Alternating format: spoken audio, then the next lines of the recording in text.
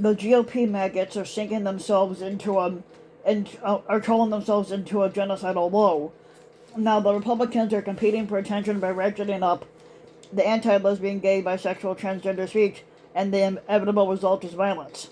Now, there are two intended audiences for the Conservative Political Action Conference known as CPAC. The semi-annual right-wing conference that has made itself the center of the maggot movement, the people in the crowd and the Democrats watching from afar, and now more than ever, the latter audience is more important. Now, sure, speakers at CPAC want to make the crowd cheer, but more crucially, they want the Democrats watching from afar to get outraged because that's where the money is. Now, competition is heavy to garner attention by saying that by listing on stage, the winner of the biggest trigger of Democrats' trophy gets awarded with a phony reception and complete with clicks, donations, and web purchases from the maggot crowd. Donald Trump, obviously, tried, of course, to win the biggest troll award this year with his violently fascist speech, but truth be told, the shitbag crown this year went to delist right-wing celebrity named Michael Knowles, a pathetic piece of shit. He's a Daily Wire contributor whose car crash of a haircut seems designed to reassure the audience he never lets a queer person touch him. Now, for the good of society, transgenderism must be eradicated from public life entirely, Knowles declared during his speech over the weekend, echoing language that he's long espoused on his platform. As many people point out, though, and as many as we all are, the rhetoric was clearly genocidal. But Knowles seizing the CPAC limelight threw a disingenuous tantrum, insisting that he never specifically mentioned killing people because his goal could theoretically be achieved by simply forcing everyone who identifies as trans to live as their birth assigned gender. I don't know how you could have a genocide of transgender people because genocide refers to genes, Knowles went on to argue, which has been noted as a definition of genocide that would exclude the Holocaust. Yeah, I doubt that. The semantic squabbling was a huge success for Knowles, and not just because it boosted his profile and online engagement by making the fight over whether or not he was really calling for violence. Knowles pushed the idea that anything short of murder to stop people from being trans is acceptable. At least that's what he thinks. But this rhetoric goes even further. Knowles is also despite protestations to the contrary, he normalizes violence in his podcast. Under his proposed ban, trans people won't just cease to be trans. There's no other way to scrub them from public life entirely without violent force. Now,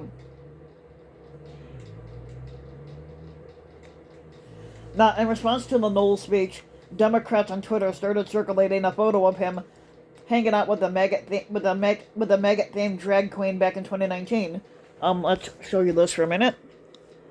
When he said that he wouldn't let queer people, but there you go. He's hanging out with the drag queen right there. But yeah, you get the sentiment of that. But yeah, he claims he wouldn't let that he wouldn't let gay people touch him, but he's standing right next to a drag queen. Which, this is before the Republicans decided that LGBTQ people were going to be the main villains in the fundraising attention-gathering apparatus.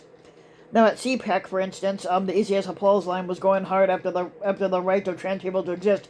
Unsurprisingly, Marjorie Taylor Greene of Georgia made anti-trans hysterics the center of her speech. And Greene, as usual, will always be lying. Basically, this was the tweet she sent out. The genital mutilation of children should be a felony and not a multi-billion-dollar industry. That's why I'm introducing my Protect Children's Innocence Act to end gender-affirming care for minors, which is not even a thing, basically. The gender-affirming care for minors doesn't involve genital surgeries.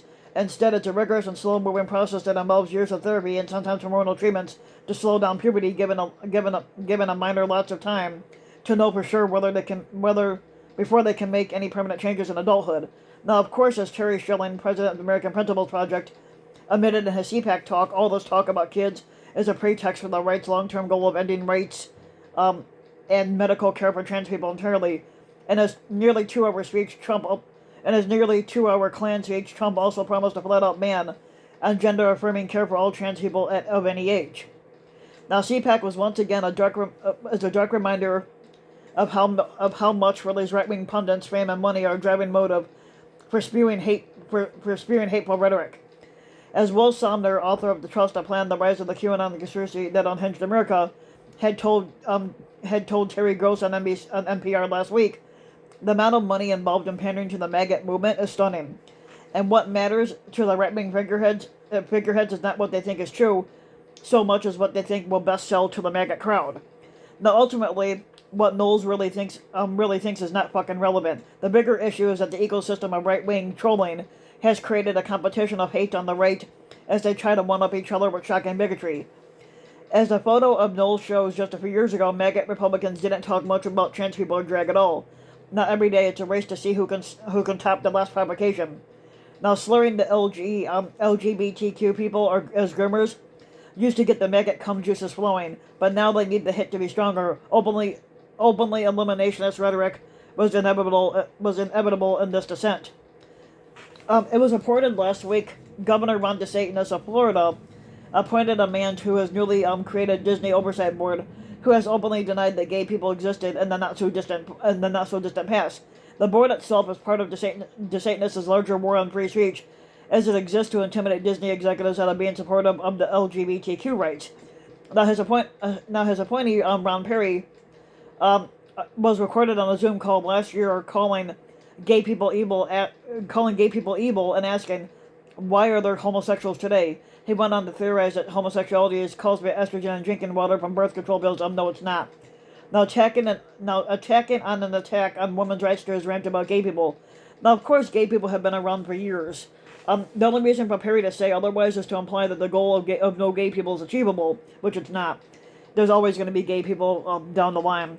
In reality, of course, what Perry's calling for is forcing gay people to live in the closet, which he tips his hat to by euphemistically talking about how the removal of constraint is what causes homosexuality. Now, while Republicans love to play semantic games around this issue, the reality is constraint means violence. That was true back in 1969 when customers at the Stonewall Inn got fed up with being targeted for simply being themselves in public. Now, it was true in Nazi Germany when burning books about LGBTQ issues was a precursor to sending gay people to concentration camps. But it's true in countries around the world that still have constraints on gay people that can only be kept in place through arrest and physical violence against those who reject the said constraints. You cannot tell people that they can't be gay or trans without enforcing that command through violence. And this isn't a hypothetical discussion, but just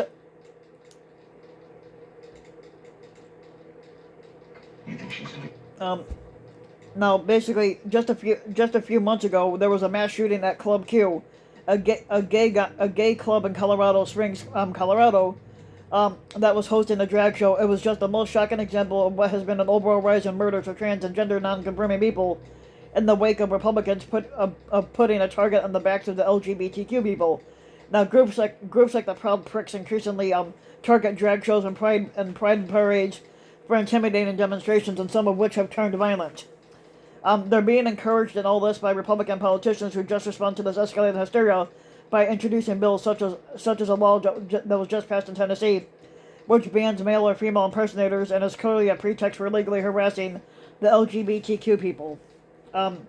There's a deep cynicism to the newfound Republican hyper-focus on the LGBTQ people. Drag shows have been mainstream for a long time. The TV show RuPaul's Drag Race is currently in its 15th season. Now, the conservatives are acting like drag is a recent invention, but I have no doubt that these Republicans are sincere in their bigotry. Now, still a renewed interest in going after queer people, after chilling out for a few years after they lost the same-sex marriage debate, stems in large part from its desire to keep the maggot base riled up and hooked in. The leaders want fucking money, and they want fucking attention, and targeting the LGBTQ people is currently the best way to fucking get it. The opportunistic error to all this doesn't change the fact that it's real people who are the targets. This is ultimately about stripping people of their rights and justifying violence against them. Now, the attacks on the LGBTQ people are happening in a larger context of Republicans getting more comfortable generally with political balance. As David Siders and Meredith McGraw at Politico reported Monday, the Republicans have stopped seeing the event of January 6th as a political liability for Trump. But now Republican leaders, and that was the January 6th was the day of the Klan attack that Trump incited. Now Republican leaders feel pressure from corners of the base to talk about the Klan riot of January 6th in positive terms, which there's nothing positive about the January 6th Klan riot anyway. and they rallied to the defense of people arrested following that claim, right? Which those people that were arrested were traitors anyway. Now, which is to say, being supportive of domestic terrorism is becoming the mainstream view of the GOP. January 6th the January 6th Klan attack was a targeted attempt to overthrow the U.S. government, but the form most domestic terrorism takes up in hate crimes. That's why these hair-splitting semantic debates over whether or not it's genocidal to say transgenderism must be eradicated should be regarded as nothing more than gaslighting. Now, it's genocidal on its surface, as there's no way to eradicate transgenderism without targeting actual trans people, but it's true in an even broader sense. Even Republicans who avoid the word eradicate will still use words like groomer and know what they're fucking doing. They're speaking to an increasingly unhinged maggot base that's embraced violence as a means to get their fucking way. Dehumanizing people always runs the risk of violence, but in this particular situation, it's guaranteeing it. So if you like the video, you can give the video a like and subscribe to my channel, RBW King. You can also hit the notification bell so you'll be notified when a new video comes out. And you can leave a comment. Let me know what you think. And if you want to support my work even further, you can donate to my Patreon link. And for just a little, which you can find in the about section of YouTube. And for just a little as a few bucks a video or a month, your donation can help go a long way. And thanks for listening.